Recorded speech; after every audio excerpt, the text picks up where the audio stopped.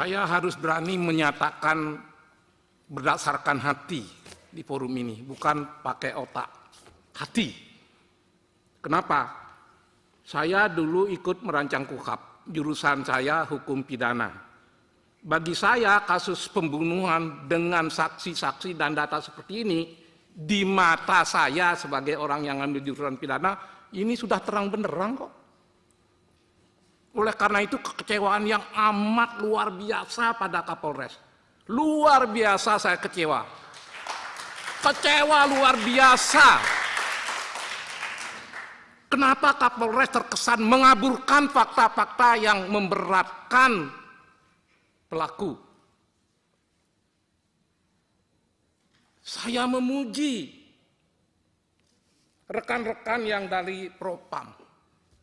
Dan karena itu usul pertama, mohon dipikirkan matang-matang, tangani kasus ini di Polda saja.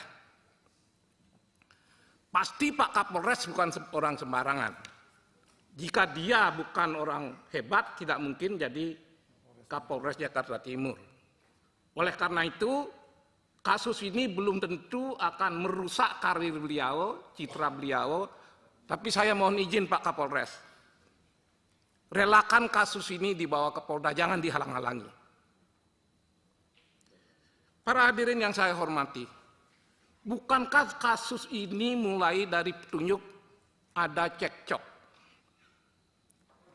Cekcok lalu ada orang terkapar dibawa ke rumah sakit. Tahap berikutnya apa? Otoritas UKI melapor. Apa laporannya? Bisa dilihat. Ada penganiayaan. Bayangkan itu. Ketua otorita itu bukan manusia sembarangan. Karena dia dapat laporan dari Kurniawan, security yang mengkoordinir teman-teman lainnya pada waktu itu. Penganiayaan tidak cukup, pengeroyokan dan kelalaian. Mohon maaf, apa berani Pak Napitupulu ini mempertaruhkan jabatannya? Melapor ada penganiayaan, melapor ada pengeroyokan. Kalau nggak terbukti, fitnah. Oleh karena itu Kapolres harus berpikir matang. Orang sekelas ketua otorita kampus menyampaikan ada pengeroyokan, ada penganiayaan.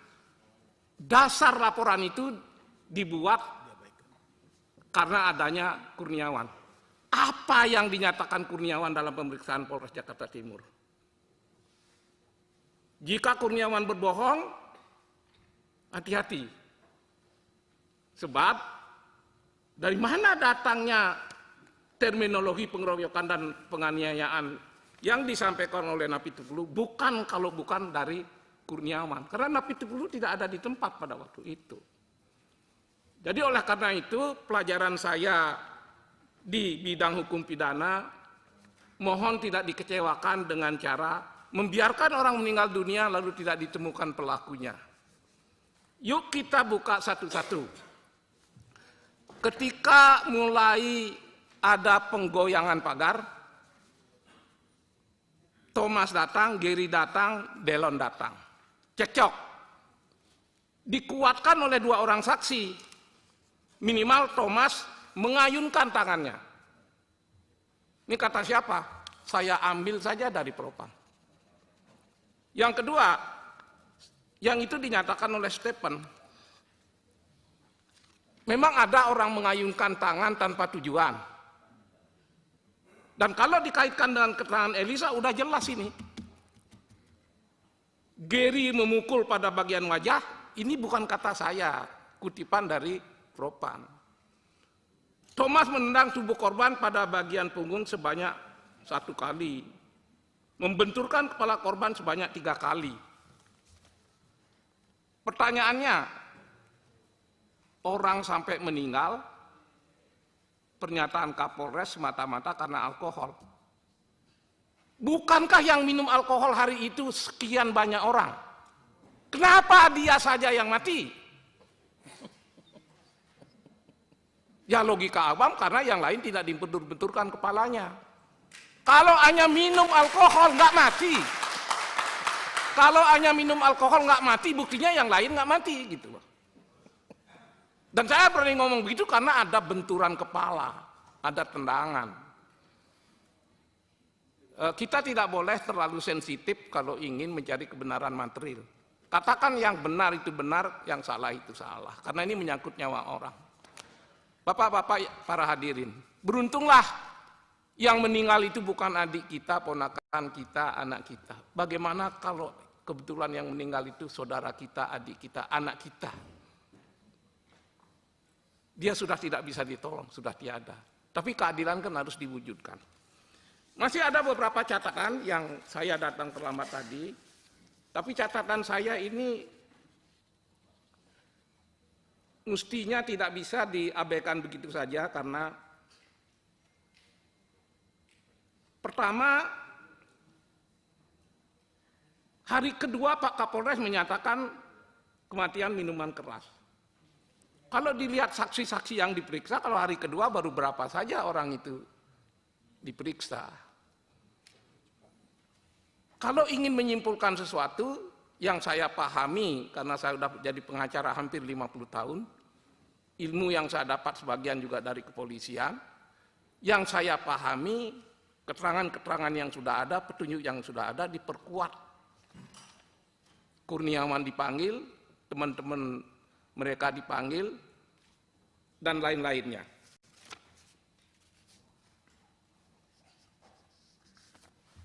Masih ada petunjuk-petunjuk lain. Selain kepalanya luka sebesar apa itu, ini saya mendapatkan foto-foto yang dilampirkan oleh kuasa pelapor. Itu kelihatan bekas sepatu di punggung. Kelihatan lebam-lebam. Apakah masyarakat awam yang membaca informasi ini bisa kita anggap bodoh? Bahwa di situ tidak ada penganiayaan. Apa betul hanya karena minum tanpa penganiayaan orang itu bisa mati? Apa betul karena minum saja tanpa dibenturkan kepalanya orang itu bisa mati? Ada sesungguhnya dia mati karena dibenturkan. Kita belum bisa juga menyimpulkan begitu. Karena dalam pembunuhan itu sebenarnya kebenaran material itu hanya Tuhan yang tahu. Dan pembunuhnya yang tahu. Tuhan tidak bisa bicara, pembunuhnya selalu mengelak. Apa yang bisa dilakukan oleh kita dan polisi? Hukum acara. Hukum acara pembantu kita mencari kebenaran yang material. Kalau hukum acara ini tidak dijalankan secara maksimal, prinsip-prinsip mencari kebenaran material ditutupi malah untuk pengaburan, jangan-jangan kita akan mendapat cemoohan. Kali ini Komisi 3 harus berani menyatakan sikap bahwa bongkar kasus ini, bongkar. Jangan tutupi. Banyak sekali polisi, terutama teman-teman di Mabes itu, berusaha keras bagaimana polisi agar dapat dipercaya. Karena sumpah mereka adalah melindungi, mengayomi masyarakat. Silahkan baca Undang-Undang Dasar. Tidak mudah menjadi polisi kalau Undang-Undang Dasarnya mengatakan polisilah yang pengaman utama di negeri ini untuk mengayomi dan melindungi masyarakat. Itu ada dalam Undang-Undang Dasar. Jika ada orang meninggal, ada saksi membenturkan kepalanya, menyaksikan ada pembenturan kepala, ada penendangan, lalu sebagai petugas polisi yang mengamankan nyawa setiap manusia yang ada di Indonesia tidak berhasil, bagaimana cara menjelaskan bahwa polisi Indonesia salah satu polisi terbaik dunia dalam mengungkapkan kejahatan, terutama teroris. Ini anomali. Teroris bisa diberantas, 2-3 orang berkumpul, polisi sudah bisa nangkap. Ini saksi yang terang benderang menjelaskannya, malah tidak dibuka dan tidak diikuti dengan langkah-langkah yang berikutnya. Para hadirin yang saya hormati, saya tidak ingin di kasus ini terjadi proses yang sesat seperti beribu-ribu kasus setelah Perang Dunia Kedua. Ada ribuan kasus prosesnya sesat. karena kenakalan para aparat. Saya tidak ingin itu. Oleh karena itu, sekali lagi, kami akan mengawal seizin pimpinan, kita harus ikuti ini, Ibu. Ikuti ini, karena ini nyawa orang. Ini tugas kita melakukan pengawasan. Pengawasan ke siapa? Ya pengawasan terhadap mitra kerja kita. Undang-undang kita udah bagus. Apa yang kedua yang harus kita awati? Aparaturnya. Nah, kali ini kita harus berani mengawasi rekan kita. Kecintaan kita pada polisi adalah satu, mengkritisi habis-habis, kedua kita mendukung polisi yang baik habis-habisan juga. Terima kasih.